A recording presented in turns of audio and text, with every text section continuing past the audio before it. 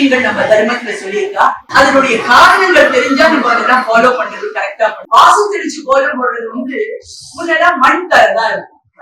அதனால என்ன பண்ணுவா, வெளியில காத்து புழுதியா வெளுக்கும் பகல்ல வர்றச்சு.